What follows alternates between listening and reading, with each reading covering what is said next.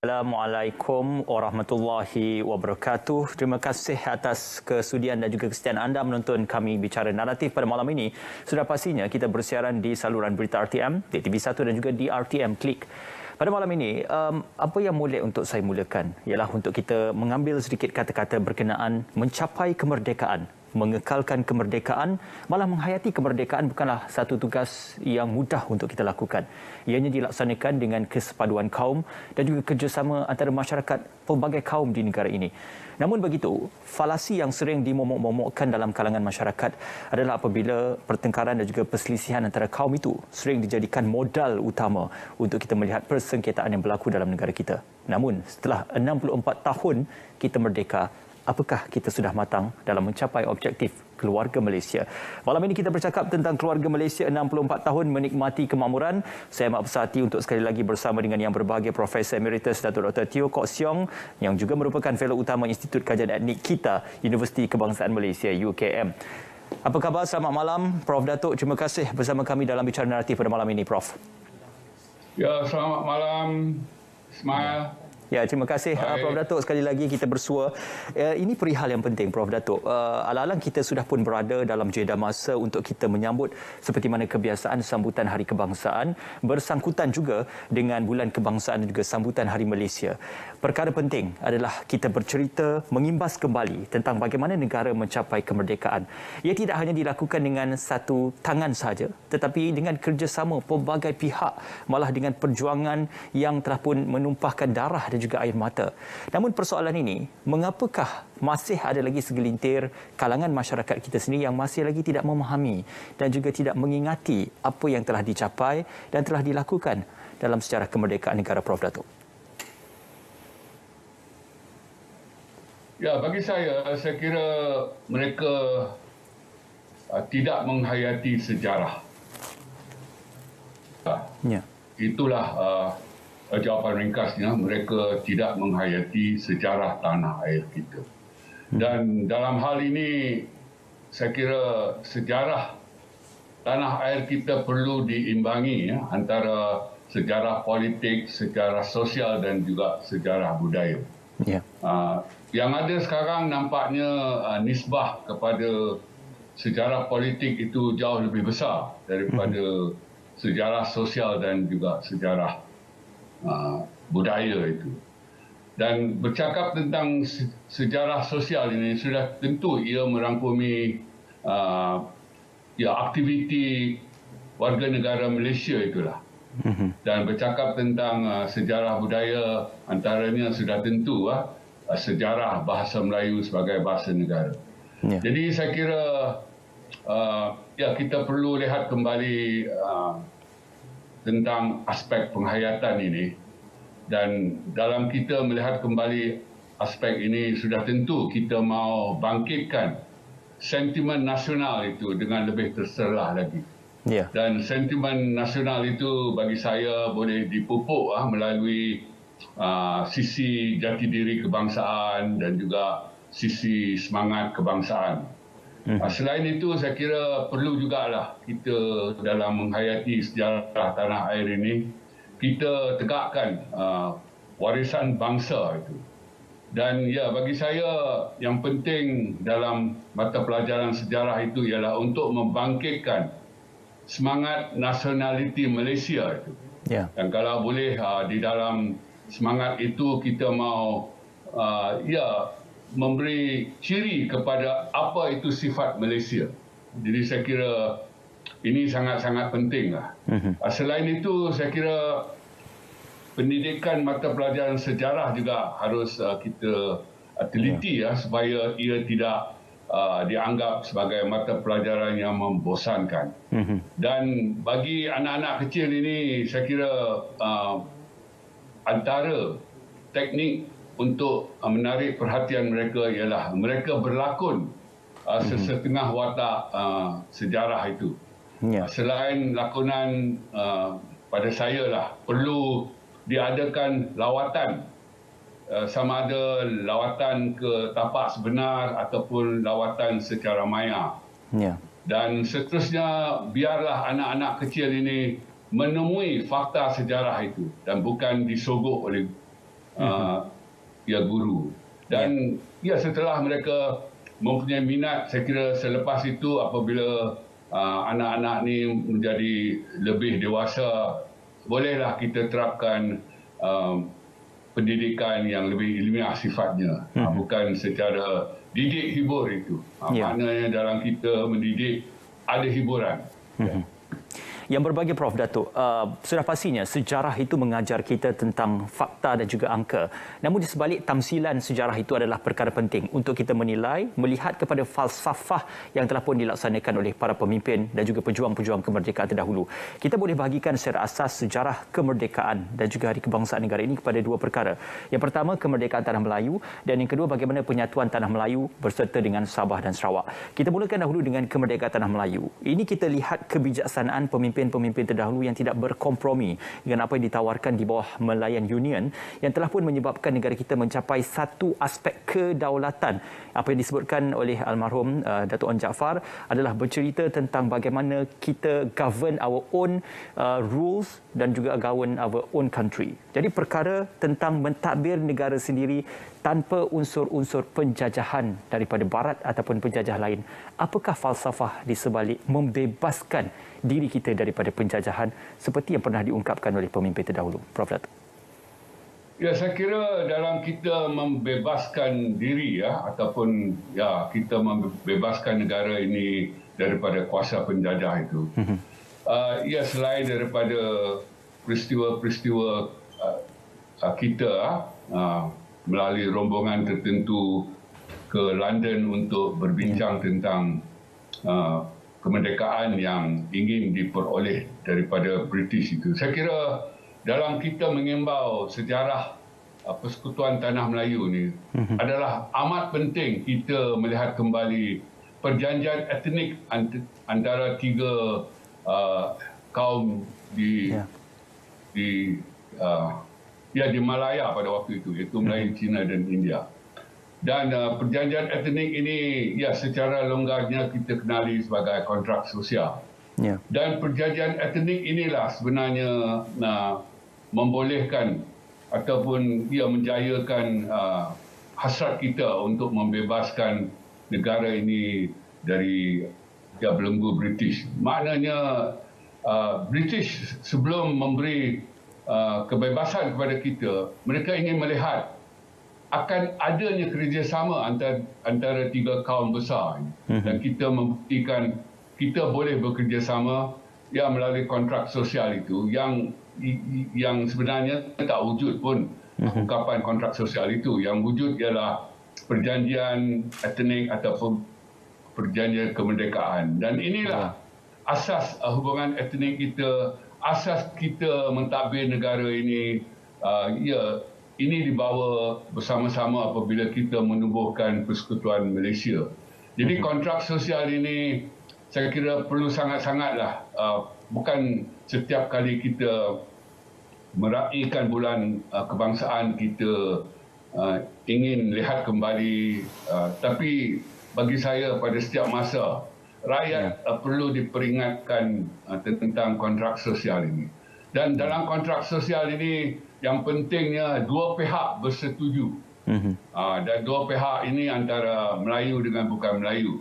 Dan dalam persetujuan itu, orang Melayu bersetuju memberi kerakyatan kepada orang bukan Melayu dengan syarat orang bukan Melayu menerima 4 syarat, iaitu agama Islam sebagai agama persekutuan, bahasa Melayu sebagai bahasa negara, kedudukan istimewa orang Melayu, dan apabila kita menubuhkan Malaysia, kita tambah anak negeri Sabah dan Natif Sarawak, dan akhir sekali institusi Raja-Raja Melayu.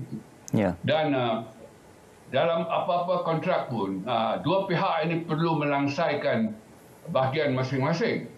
Jadi bahagian orang Melayu telah pun dilangsaikan 64 tahun dahulu. Itu mereka memberi kerakyatan kepada jutaan orang bukan asal. Dan selepas itu, saya kira sepanjang 64 tahun ini, orang bukan asal, iaitu orang Cina dan India, perlu melangsaikan bahagian mereka. Jadi antaranya ialah dengan mengetahui dan menguasai bahasa negara itu dengan baik. Dan dalam hal ini kita masih dapat melihat masih ada warga negara dan dalam golongan muda lagi dan bilangannya agak ramai yang tidak mengetahui dan apatah lagi menguasai bahasa negara dengan baik. Jadi bahagian mereka belum dilangsaikan sepenuhnya. Jadi saya kira kontrak sosial ini penting sekali lah untuk kita teliti dan peringatkan sesama kita pada setiap masa. Ya. Ya, apa yang digagaskan oleh Yang Berbahagia Prof Datuk, korelasi daripada mencapai kemerdekaan Persekutuan Tanah Melayu itu adalah bersandarkan kepada penerimaan dan juga tolak ansur antara tiga kaum utama pada ketika itu. Namun tidak dilupakan juga menjelang 16 September ini, tarikh ini juga mengungkapkan dan juga menggambarkan bagaimana penyatuan Tanah Melayu dan juga wilayah Sabah dan Sarawak juga penting untuk kita melihat kembali sejarah pembentukannya. Ya, sudah pasti penerimaan dan juga bagaimana masyarakat di Sabah dan Sarawak dalam perihal mendapatkan pungutan suara, malah pungutan pendapat untuk penyatuan wilayah tersebut dan juga Tanah Melayu menghasilkan Malaysia yang kita diami dan juga kita hidup di negara ini pada ketika ini dan juga negara yang berdaulat. Maka dalam perihal kita melihat kepada persetujuan bagaimana mengorbankan kepentingan kendiri untuk kepentingan negara, ini juga sebenarnya adalah perkara-perkara penting untuk membentuk suatu negara yang bebas, Prof Datuk. Ya, saya melihat dalam konteks penubuhan Persekutuan Malaysia ini, ya, dalam buku-buku sejarah diberi beberapa sebab. Tetapi bagi saya melihat penubuhan Malaysia ini sebagai penyatuan semula wilayah Nusantara ini, iaitu antara Malaya, iaitu Persekutuan Tanah Melayu dengan empat wilayah yang lain, Singapura dan 3 di Borneo, itu Brunei, Sabah dan Sarawak. Tetapi Brunei telah menarik diri sebelum tertubuhnya Persekutuan Malaysia, dan pada tahun 1963 empat wilayah Nusantara ini bergabung menubuhkan Persekutuan Malaysia. Dan 2 tahun selepas itu Singapura tidak bersama-sama lagi. Jadi tinggal 3 saja. Yang 3 ini saya lihat sebagai solidariti Nusantara. Ini penting. Maknanya di Semenanjung ini kita ada Bumi Putera Melayu dengan angka yang agak besar. Di Sabah dan Sarawak kita juga ada orang Melayu tetapi tidak begitu ramai. Yang lebih ramai ialah Bumi Putera Sabah dan Sarawak. Dan ketiga-tiga ni, Bumi Putera Melayu di Semenanjung dan juga Bumi Putera Sabah yang lebih dikenali sebagai anak negeri Sabah dan juga Bumi Putera Sarawak yang mereka lebih dikenali sebagai natif itu. Sebenarnya tiga-tiga ini adalah berasal dari satu rumpun saja. Dan ini dapat dibuktikan melalui bahasa, iaitu bahasa Melayu di Semenanjung ini, satu kerabat dengan bahasa Iban di Sarawak dan juga satu kerabat dengan bahasa Kadazan Dusun di Sabah itu. Jadi ketiga-tiga ini adalah dari satu rumpun. Dan dalam konteks Malaysia ini, Bumi Putera Melayu bersama-sama dengan Bumi Putera Sabah dan Sarawak, ketiga-tiga kaum Bumi Putera ini menaungi semua yang ada di dalam Malaysia, termasuk orang Cina dan orang India. Jadi inilah solidariti Nusantara bagi saya. Saya ingin melihat penubuhan Malaysia ini lebih kepada solidariti Nusantara, iaitu solidariti semula. Sebelum penjajahan memang ini kawasan besar, ini kawasan orang Melayu. Dan walaupun bahasa Iban itu tidak diberi nama Melayu, begitu juga dengan nama bahasa Kadazan Dusun. Kedua-dua itu kalau digulungkan dari segi bahasa, kedua-dua itu adalah bahasa Melayuan. Maknanya ada ciri-ciri Melayu di situ. Dan inilah bukti solidariti Nusantara yang saya sebutkan tadi. Ada banyak bukti lain, tetapi saya kira bukti bahasa itu adalah sesuatu yang kuatlah. Ya. Berhasil daripada solidariti Nusantara yang diungkapkan oleh Prof Datuk itu, maka kita menikmati 3 kaum utama dan juga ratusan etnik yang bernaung dan juga berada di negara kita, di bumi berdaulat Malaysia ketika ini. Prof Datuk, kalau seawal kemerdekaan kita melihat aspirasi politik yang dimainkan dan juga direncana oleh almarhum Tunku Abdul Rahman dan juga almarhum Onn Jaafar dalam menggerakkan UMNO dan juga parti-parti gabungan yang lain dalam mengekalkan aspirasi politik itu untuk menjaga kedaulatan, malah ke arah memperjuangkan kemerdekaan negara. Namun begitu, apabila naratifnya berubah setelah 64 tahun kita mencapai kemerdekaan, aspirasi politik itu berubah bentuk apabila kita melihat rencana dan juga lanskapnya juga lebih kepada mengekalkan kemakmuran dan juga perpaduan. Jadi bagaimana Prof Datuk melihat aspirasi politik yang dimainkan itu cukup penting dalam kita melihat aspek-aspek kemakmuran, perpaduan dan kestabilan sosial dapat dikekalkan melalui aspirasi politik? Ya, tidak dapat dinafikan aspirasi politik itu penting.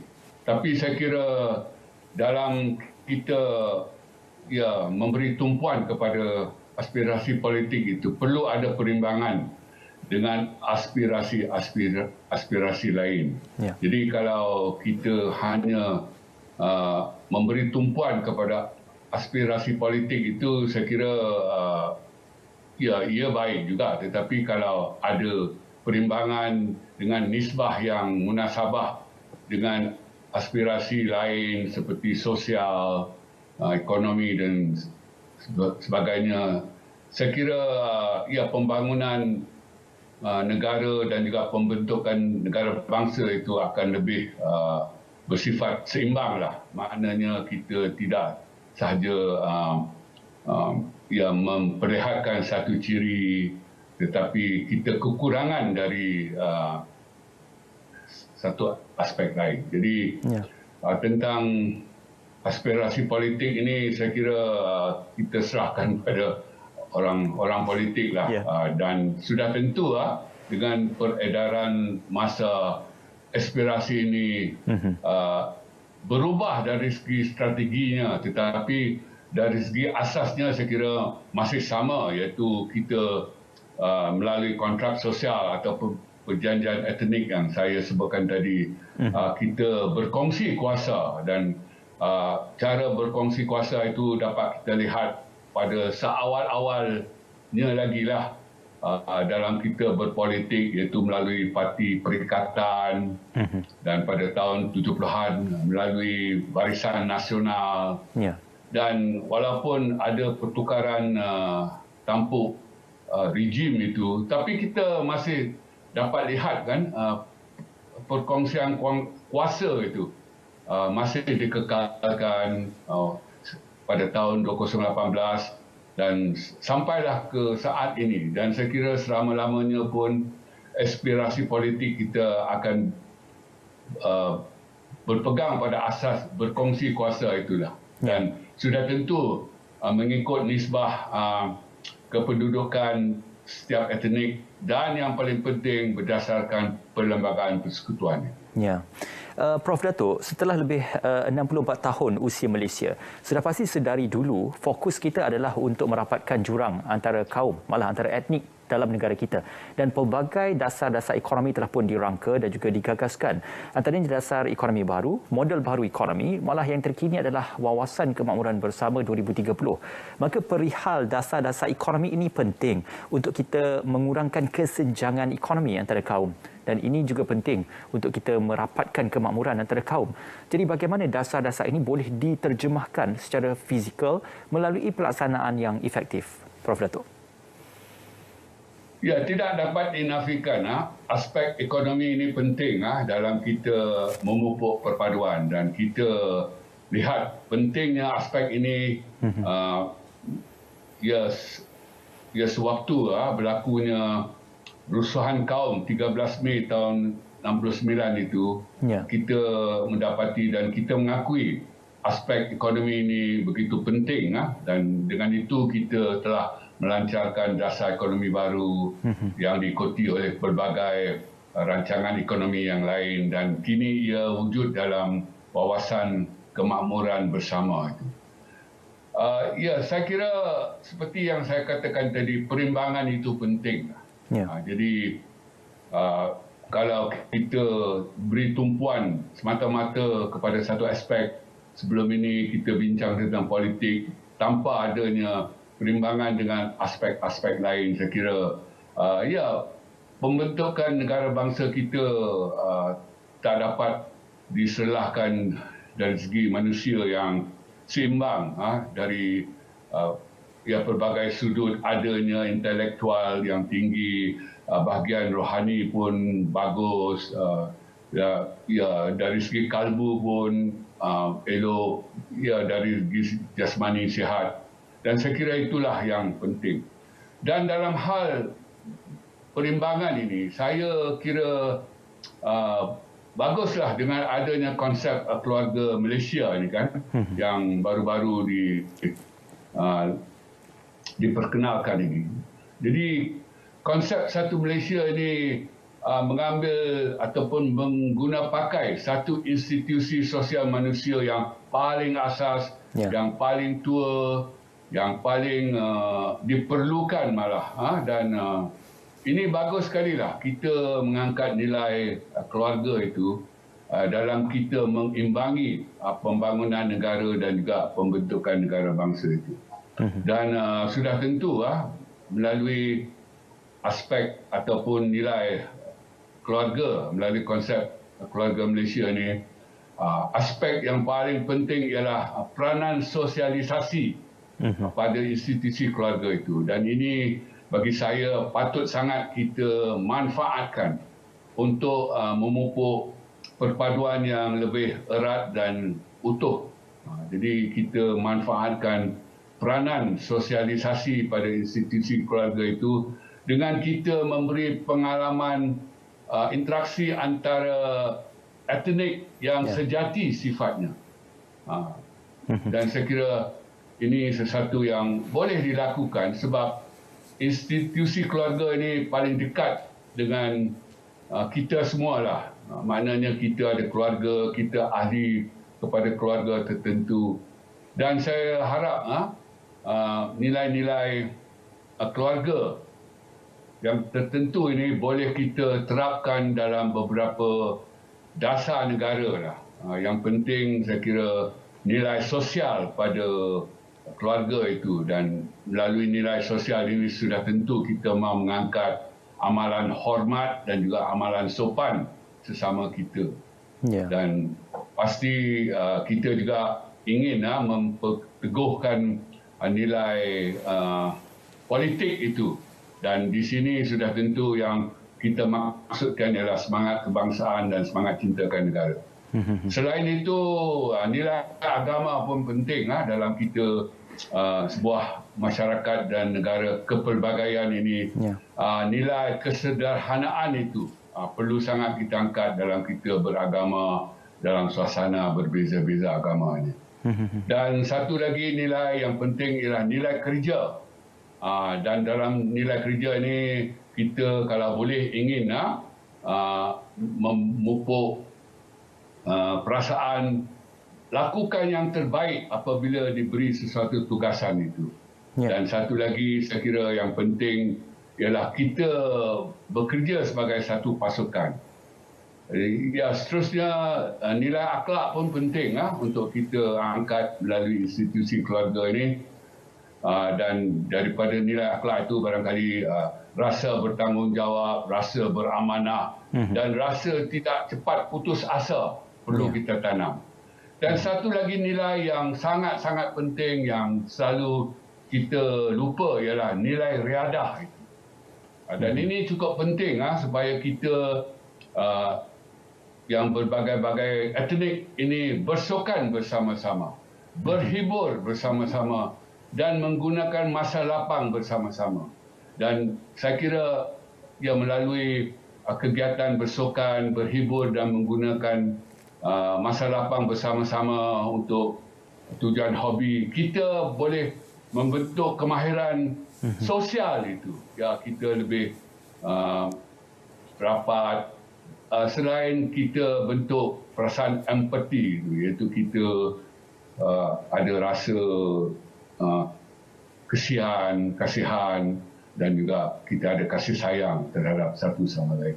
Jadi ya bagus sekali lah diangkat institusi keluarga itu sebagai satu konsep kenegaraan yang baru, dan saya pasti kalau digabung jalinkan dengan aspek ekonomi, aspek politik, ianya sesuatu yang boleh membawa banyak kebaikan. Ya, saya tertarik apabila yang berbagai Prof Datuk menyebut berkenaan sudah pastinya rakyat Malaysia perlu mempunyai rasa empati ataupun simpati dalam diri masing-masing untuk diterjemahkan dalam kehidupan kita berkeluarga. Saya teringat pepatah Melayu yang mengatakan bagai enau di dalam belukar melepaskan pucuk masing-masing. Kita tidak mahu perkara seperti itu diterjemahkan ke dalam kehidupan bermasyarakat.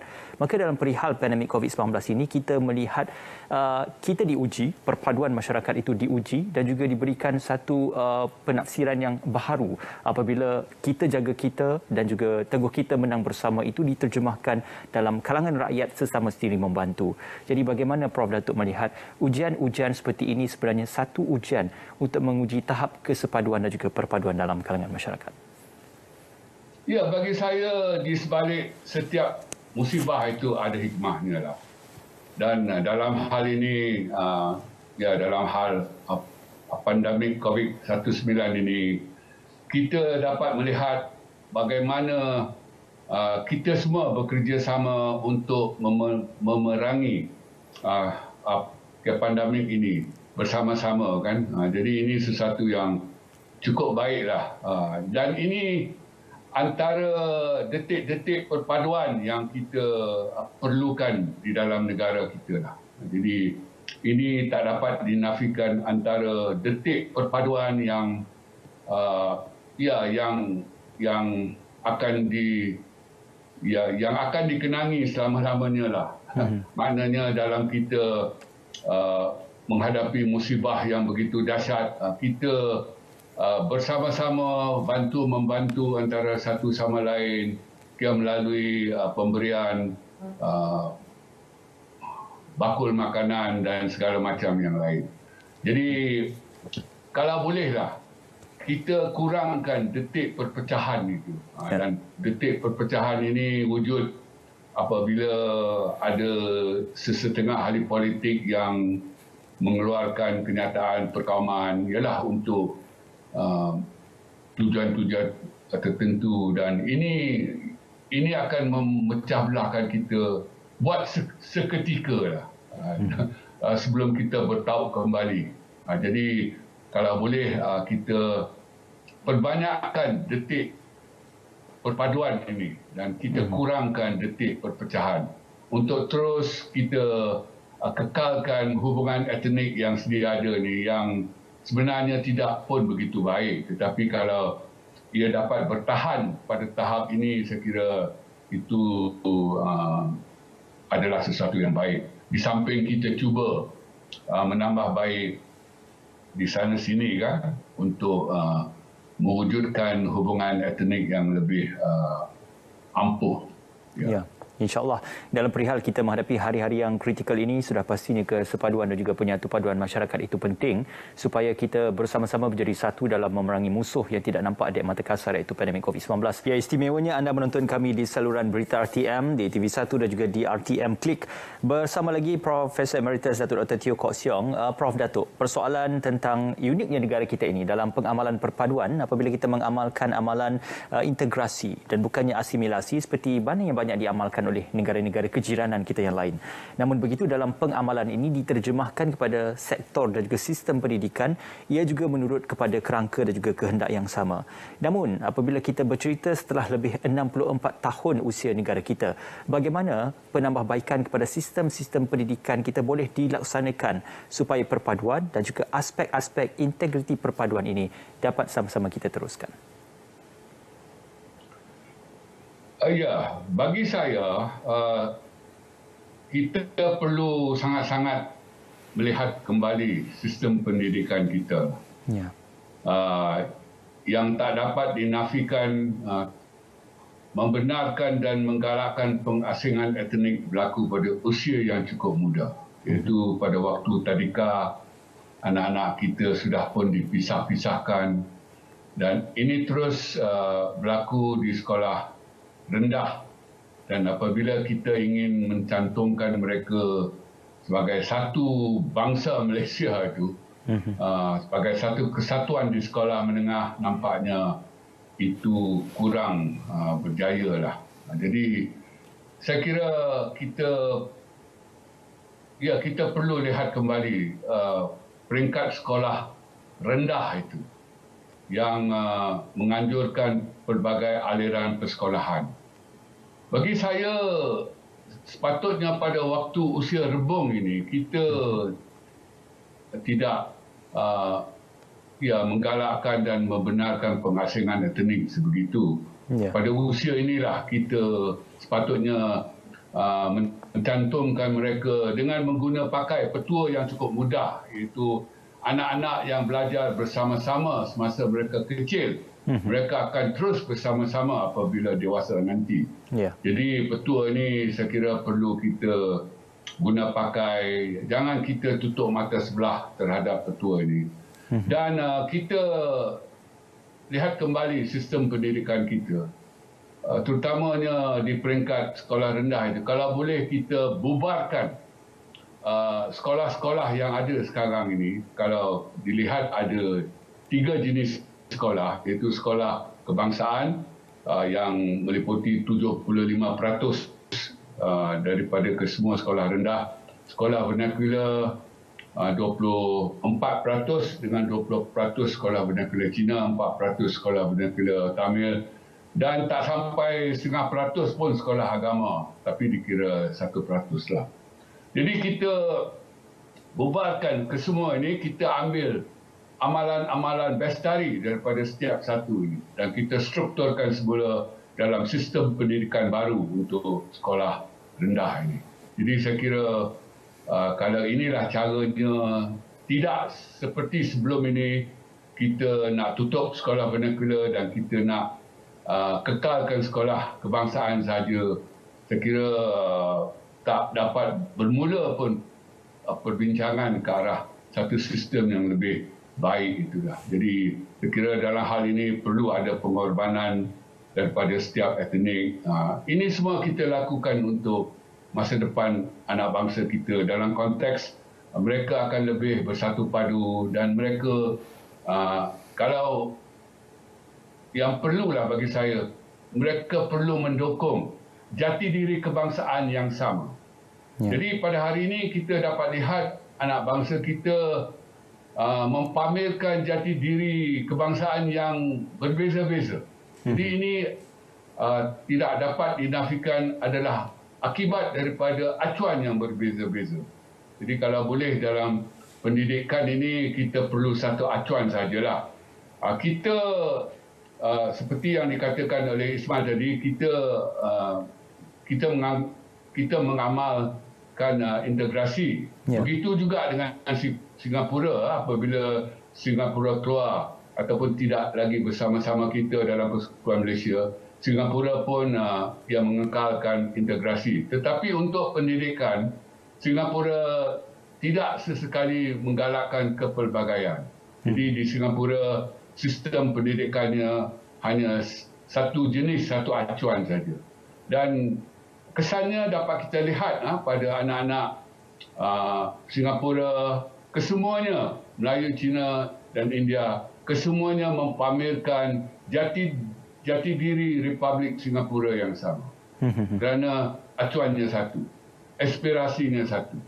Jadi saya kira sudah sampai waktunya lah, setelah 64 tahun kita merdeka, sistem pendidikan kita lebih banyak memecah belahkan anak bangsa daripada menyatukan mereka. Jadi kita harus berjiwa besar, kita harus mengakui kita silap di sana sini, kita sesat di tengah jalan, maka kita baliklah ke pangkal jalan. Ya, Prof Datuk, bukan saja kita bercerita tentang sistem pendidikan itu, tetapi kita juga bercerita memperkasakan bahasa kebangsaan, iaitu bahasa Melayu. Apakah silapnya mungkin kita berada dalam satu zaman kolonial yang panjang menyebabkan kita mengagung-agungkan ataupun melihat kepada perkara-perkara yang bersifat kolonial seperti bahasa Inggeris itu sebagai bahasa yang boleh dibangga-banggakan? Berbanding beza dengan negara-negara seperti mana Jepun dan juga Korea, negara di rantau Asia juga berbangga dengan bahasa kebangsaan mereka. Tidakkah masyarakat negara kita boleh mencontohi rakan-rakan kita di serantau, malah di negara-negara Asia ini, untuk kita melihat kebanggaan itu diterjemahkan bukan hanya merujuk dan juga berkiblatkan kepada apa yang ditinggalkan oleh pihak kolonial? Ya, dalam hal ini saya kira silapnya adalah daripada kita juga. Ini bermakna kalau mengikut teorinya lah, ataupun kalau mengikut perlembagaan, bahasa Melayu itu adalah bahasa negara dan ianya perlu digunakan sama ada dalam peranannya sebagai bahasa kebangsaan ataupun sebagai bahasa rasmi. Tetapi kita ini telah pun membenarkan penggunaan lebih daripada satu bahasa sebagai bahasa utama di negara kita. Maknanya setelah kita berbahasa Melayu tentang sesuatu siaran kerajaan itu, ada keperluan kita berbahasa Inggeris lepas itu untuk kefahaman elit tertentu, Melayu, Cina, India. Dan selepas itu ada keperluan kita berbahasa Cina untuk masyarakat Cina, dan begitu juga kita perlu berbahasa Tamil untuk masyarakat India. Jadi kita membenarkan penggunaan lebih daripada satu bahasa sebagai bahasa utama di negara kita. Dan ini tidak dapat dinafikan ada kesan terhadap pengurusan hubungan etnik di dalam negara. Ya. Kalau kita hanya menggunakan satu bahasa seperti negara-negara lain, kita dapat lihat kesannya adalah jauh lebih baiklah dari segi perpaduan dari segi bahasa. Jadi ya, kita juga harus melihat kembalilah mengapa hasrat kita untuk menggunakan bahasa Melayu sebagai bahasa perpaduan melalui saluran pendidikan itu tidak berjaya. Sedangkan bahasa mempunyai kuasa menyatu padukan ummah dan ia tidak berjaya di negara kita. Saya kira kita perlu lihat kembali sebab musabab ia gagal di Malaysia. Ya. Namun ada juga yang menyatakan bahawasanya apabila kita mempelajari bahasa, bukan saja mempelajarinya secara verbal ataupun dari segi ilmu-ilmu linguistiknya, tetapi kita belajar tentang budaya, kita belajar tentang susun galur bahasa itu sendiri, dan juga kita belajar tentang ketamadunan bangsa yang menuturkan bahasa itu sendiri. Dalam konteks bahasa Melayu, mungkin kerisauan setengah golongan ataupun setengah pihak menyatakan bahawasanya apabila berbahasa Melayu, maka kita akan termasuk dalam kategori budaya dan juga pembentukan budaya Melayu itu sendiri.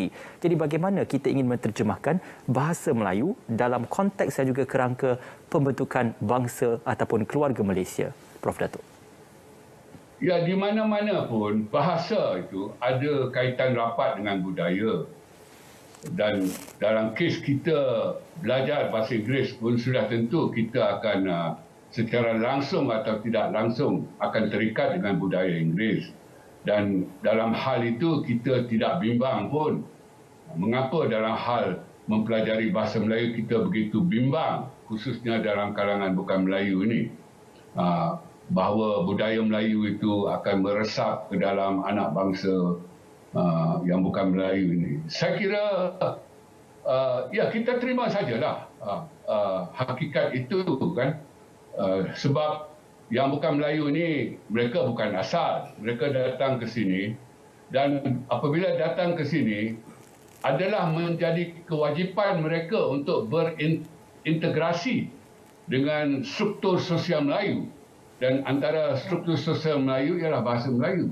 Dan perkara ini kita dapat lihat apabila adanya etnik Cina Malaysia yang berhijrah ke Australia, mereka begitu cepat mau berintegrasi, malah maupun berasimilasi dengan masyarakat dan budaya setempat di sana.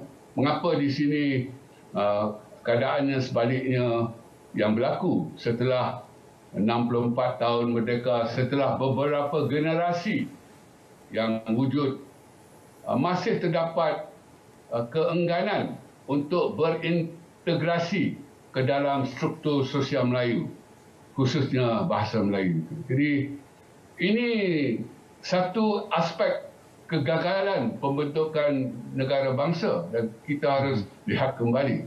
Dan dalam hal ini sudah tentu kita mau mengajak pemimpin-pemimpin bukan Melayu itu untuk berbincang. Bukan saja tentang sebab musabab mengapa ini berlaku, tetapi yang lebih penting lagi berbincang tentang cara mengatasi masalah ini. Kerana kita tidak boleh selama-lamanya begini. Iaitu warga negara yang tidak mengetahui dan tidak menguasai negara. Jadi dalam hal ini kita pun boleh tanya apa erti kewarganegaraan yang dipegang itu. Jika dibandingkan dengan pekerja asing dari Vietnam, Myanmar yang datang sekejap saja tetapi sudah pun boleh menguasai bahasa Melayu walaupun dalam keadaan yang tidak baiklah. Jadi ini sesuatu persoalan nasional ini yang saya kira tidak mau dibincangkan langsung oleh ahli-ahli politik. Tetapi saya kira kita tidak boleh selama-lamanya, kata orang Inggeris, sweep under the carpet. Sweep under the carpet dan lama-lama karpet itu menjadi tinggi dengan sampah di bawahnya, dan masa itu saya kira sudah terlambat untuk kita sudah terlambatlah untuk kita menyelamatkan keadaan. Ya, sudah pastinya apa yang boleh kita korelasikan adalah di mana bumi dipijak, di situ langit kita junjung. Prinsip rukun negara dan Perlembagaan Persekutuan merupakan antara prinsip-prinsip lisan dan juga bertulis yang sedari dahulu kita pegang dalam kehidupan kita bermasyarakat dan juga kita bernegara. Namun begitu, perihal kepada prinsip rukun negara dan juga Perlembagaan Persekutuan ini, apa yang boleh dijelmakan untuk memastikan setiap gerak-geri dan juga tingkah laku masyarakat harus, mesti dan akan berpandu kepada prinsip rukun negara dan juga Perlembagaan Persekutuan tersebut, Prof. Datuk? Ya, tentang rukun negara ini sudah banyak kali saya sebut bahawa ianya tidak boleh terhenti ataupun berhenti pada tahap ingat dan hafal saja. Ia perlu melangkah ke satu tingkat lagi, iaitu faham. Diberi keterangan, penjelasan dan penghuraian, dan setelah faham, sudah tentu kita mau melangkah ke satu tapak yang bernama amal.